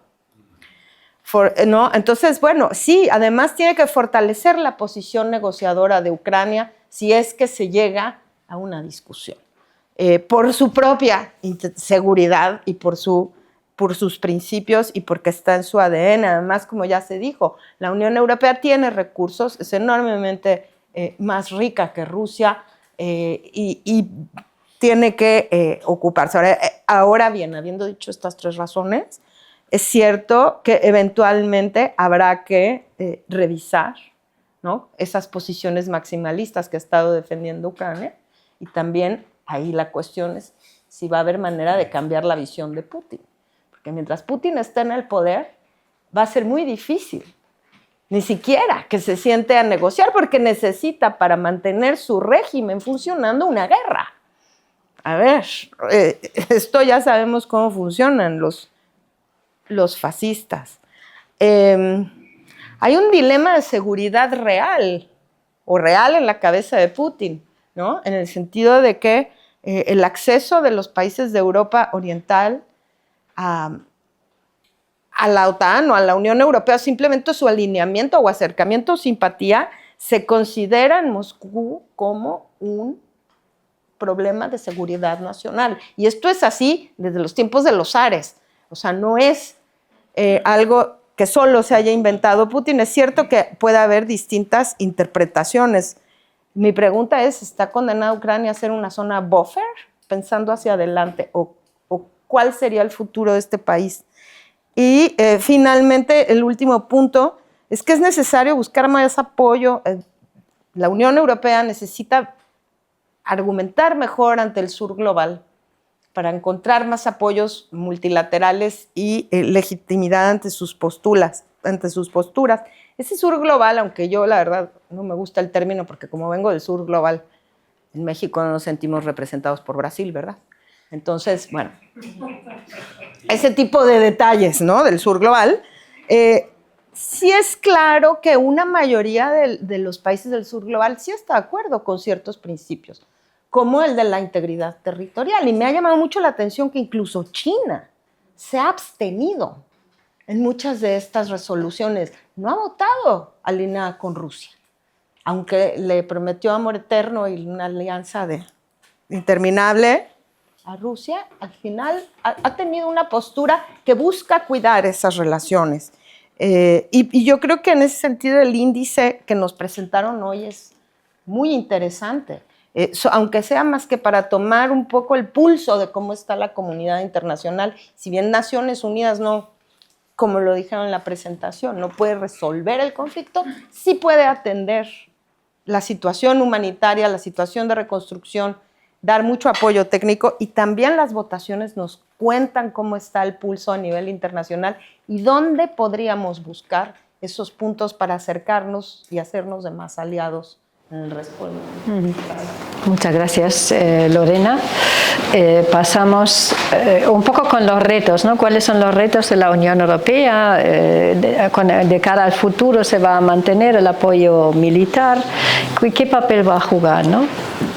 Bueno, justamente arrancando sobre donde lo ha dejado Lorena, creo que, y de lo que se ha dicho antes también por parte del director general y el secretario de Estado, yo creo que la Unión Europea, cuando mira cómo ha gestionado estos 3 años de conflicto, pues bueno, pues el balance puede ser un poco agridulce.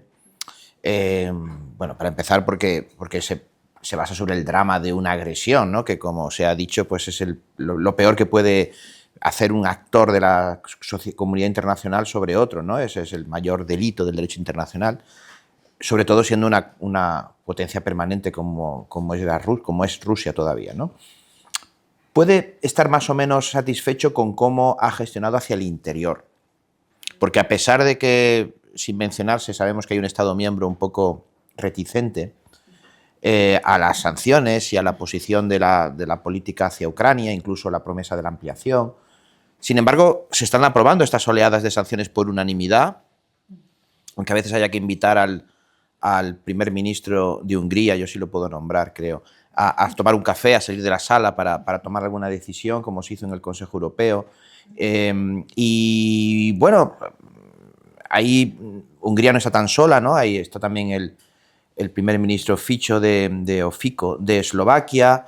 El domingo pasado estuvimos a punto de que hubiera otro miembro que es presidente de Rumanía. Vamos a ver qué pasa con los checos en las próximas elecciones, ¿no? O sea, quiere decir que la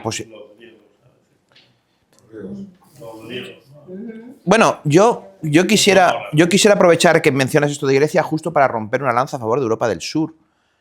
Aunque es verdad que Grecia y Chipre son una posición especial, por una relación también más histórica con Rusia, de que justamente, al menos lo que es desde luego España, Portugal, también Italia, ¿no? Teniendo en cuenta a su primera ministra, que en este sentido, bueno, pues ha sido una suerte que dentro de la derecha italiana haya sido ella y no Salvini quien esté presidiendo el Consejo de Ministros, pues los países del sur de Europa, que al principio, ¿no? Se veía con, ¿no? Pues van a estar poco solidarios, han estado muy comprometidos, por supuesto diplomáticamente, también desde el punto de vista de refugiados, que muchas veces en estas mediciones, en estas métricas sobre cómo se está ayudando a Ucrania, yo creo que está muy mal cubierto, porque eso se fija mucho en la parte puramente militar, y aún así también ha habido compromiso militar, que no era fácil, ¿no? En nuestras sociedades. Es decir, que yo creo que los países de Europa del Sur pueden decir, bueno, pues han mostrado su solidaridad, y que donde además hay más dudas es justamente en los países más, salvo los bálticos y Polonia, y ojo, que el candidato polaco rumano que acaba de perder estaba con el partido que representa la mitad de los polacos, o sea pero en fin, no, yo quería decir que a pesar de toda esta disgregación nos hemos mantenido unidos.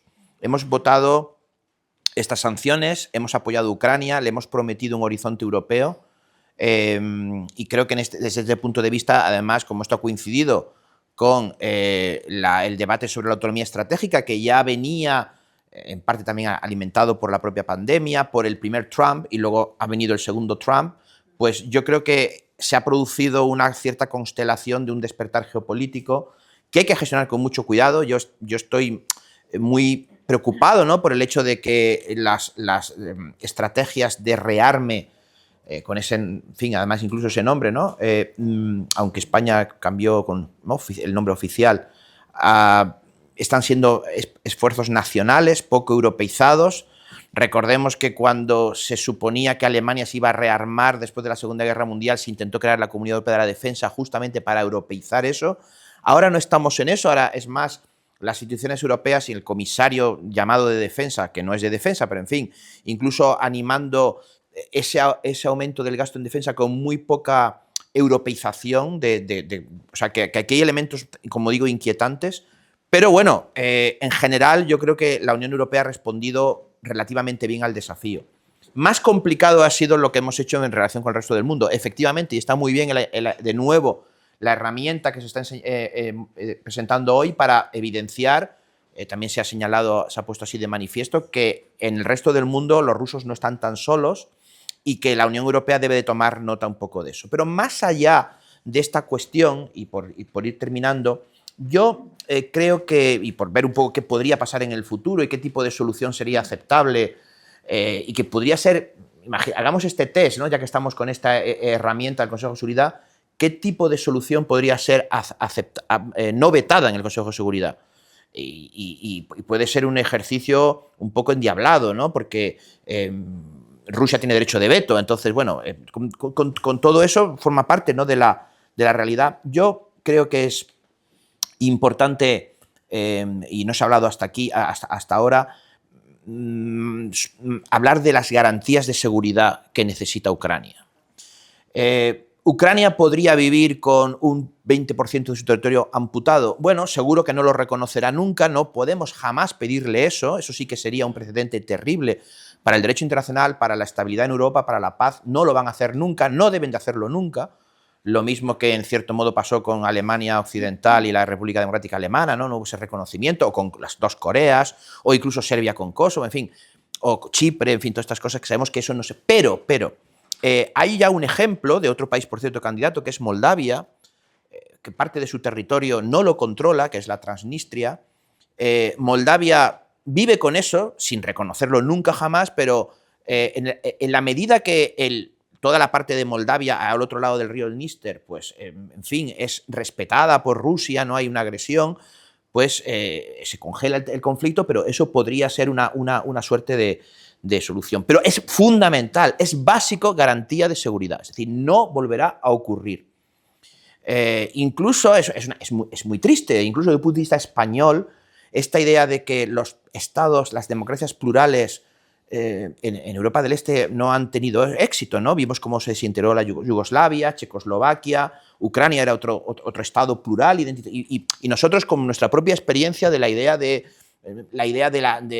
esta cosa tan europea, a mi juicio, en este caso, yo y crítico, ¿no? Del Estado-nación, de ese paradigma y de que todo el mundo tiene que acabar siendo, ¿no? Que ha provocado, aparte de muchísimas guerras, movimientos de población, los alemanes expulsados de Polonia, en fin, cosas terribles que normalmente pasamos de puntillas. Entonces, desde un punto de vista español es triste que esto sea así, o sea, me parece mal, pero una Ucrania, un 80% de Ucrania, que conviva con esa amputación de facto, nunca de iure, y que realmente pueda libremente unirse a la Unión Europea, que tal vez con cierta sabiduría renuncia a estar en la OTAN, como por cierto ha hecho Moldavia. Moldavia ha dicho, yo no quiero entrar en la OTAN,